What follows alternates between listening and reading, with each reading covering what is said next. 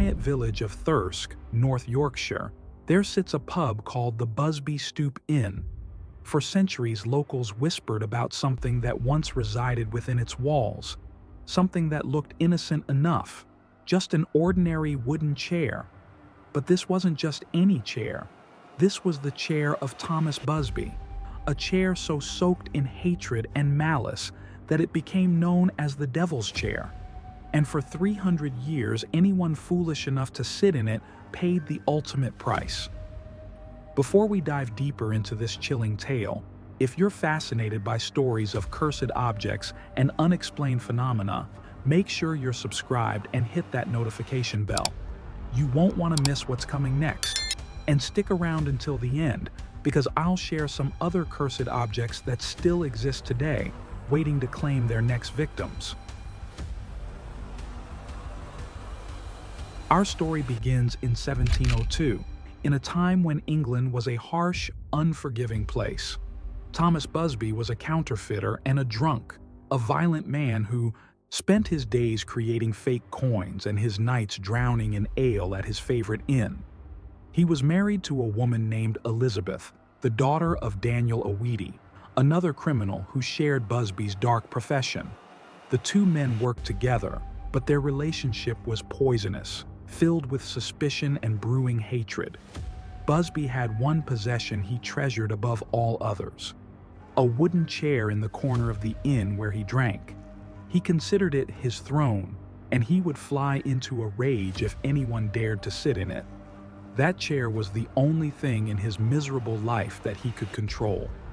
One summer evening in 1702, Busby returned home to find his father-in-law, Daniel O'Weedy, sitting in that very chair. Some say they had been arguing about money. Others claim O'Weedy had discovered Busby was beating his daughter. Whatever the reason, seeing that old man in his chair sent Busby into a murderous fury. But Busby's anger didn't cool.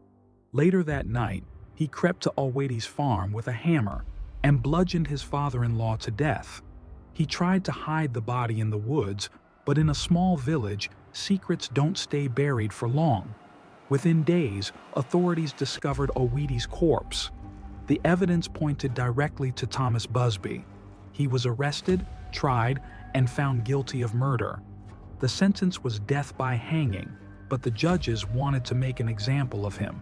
They ordered that his body be dipped in tar and hung in a gibbet, a metal cage, where it would rot in public view as a warning to others. This was a common practice for the most heinous criminals, a way to show the community that justice had been served and to deter others from following the same dark path. As guards dragged Busby from the inn toward Thirsk gallows, he turned back one final time.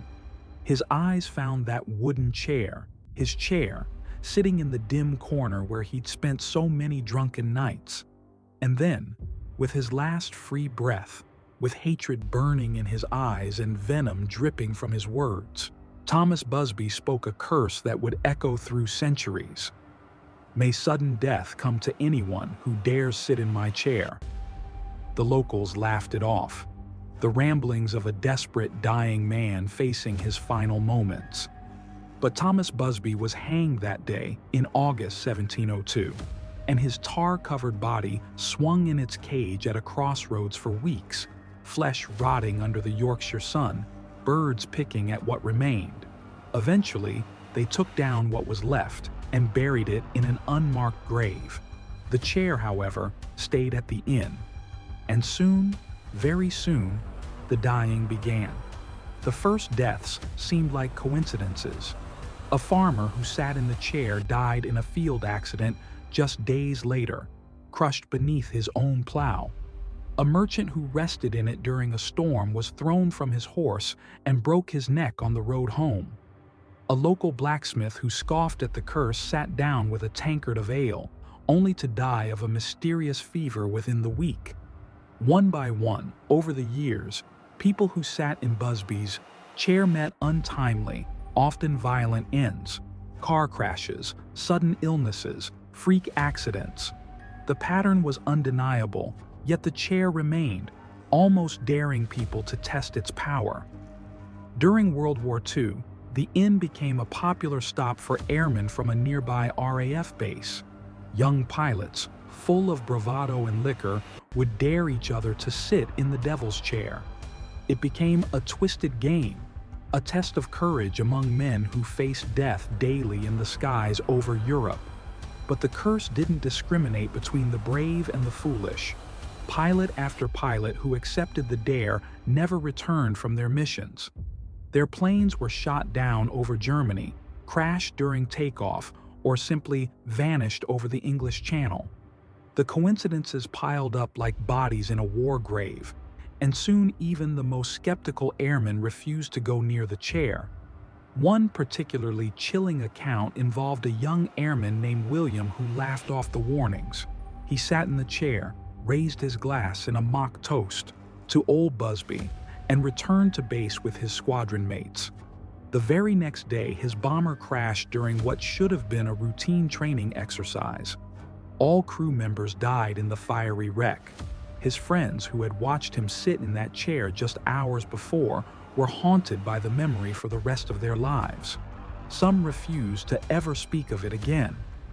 After the war, the deaths continued with disturbing regularity. A roofer working on repairs to the inn took his lunch break in the chair. He fell from the roof that same afternoon and died instantly, his neck broken. A cleaning woman who briefly sat down while mopping, exhausted from her work, met with a fatal car accident on her way home that very evening. A delivery driver who didn't know the chair's history chose it for his lunch break, thinking it looked comfortable. His truck veered off a bridge later that day, and his body was found in the river below. A young couple on their honeymoon, staying at the inn, sat together in the chair for a photograph. Both died in a head-on collision the next morning. If you're enjoying this story and want to hear more about cursed objects and supernatural mysteries, drop a comment below telling me which cursed item you'd like me to cover next. And don't forget to like this video. It really helps the channel grow. By the 1970s, the chair had reportedly claimed dozens of lives, possibly more than 70 according to some accounts. The landlord of the inn, Tony Earnshaw, began keeping a detailed record. He documented every person he knew who had sat in the chair and tracked what happened to them afterward. The results terrified him. The pattern was too consistent, too precise to ignore or explain away. Nearly everyone who sat in Thomas Busby's chair died shortly afterward, usually within weeks, sometimes within hours, and almost always in ways that seemed impossible to predict. The final straw came when a young hitchhiker stopped at the inn on a rainy night. He didn't know about the curse. No one had warned him. He simply chose an empty seat to rest, which happened to be the devil's chair. He sat there for perhaps 20 minutes, warming himself by the fire before continuing his journey. Later that night, his body was found in a ditch beside the road. He'd been hit by a truck whose driver claimed never to have seen him, as if he'd simply materialized in front of the vehicle. Tony Earnshaw made a decision that night. In 1972, he donated the chair to the Thirsk Museum with one strict, non-negotiable condition: it must never, ever be sat in again.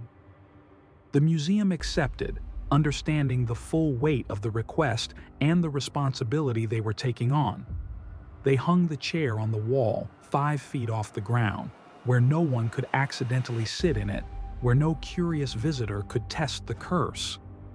There it remains to this day, suspended in the museum, a dark relic of a 300-year-old curse, a testament to the power of dying words spoken in hatred. A small plaque explains its grim history, warning visitors of its deadly legacy and the lives it has claimed. But even hanging on a wall, even rendered powerless by its position, the chair seems to radiate something wrong, something malevolent. Museum staff report feeling uneasy around it, especially when they're alone in the building. Some visitors claim to feel watched when they stand near it, as if Thomas Busby himself is still there, still jealous, still guarding his possession from beyond the grave. Photographs taken near the chair sometimes come out blurred or show strange shadows that weren't visible to the naked eye. And on quiet nights, when the museum is empty and locked, security guards swear they hear the creak of old wood, as if someone or something is shifting their weight in a chair that no one can reach. Since being mounted on the wall in 1972, no one has died from sitting in the devil's chair. The curse, it seems, can be contained, though never truly broken. The chair waits, silent and patient, a monument to one man's dying hatred. 300 years have passed since Thomas Busby spoke those final words on his way to the gallows, yet his curse endures, trapped in wood and nails, forever hungry for its next victim. So the next time you see an old chair in an antique shop or a historic inn, you might want to think twice before sitting down. Because sometimes objects carry more than just history. Sometimes they carry curses that span centuries. What do you think? Is the devil's chair truly cursed, or is it all just coincidence? Leave your thoughts in the comments below.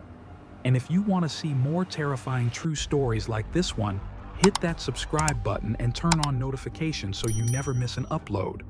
Thanks for listening, and remember, some seats are better left empty.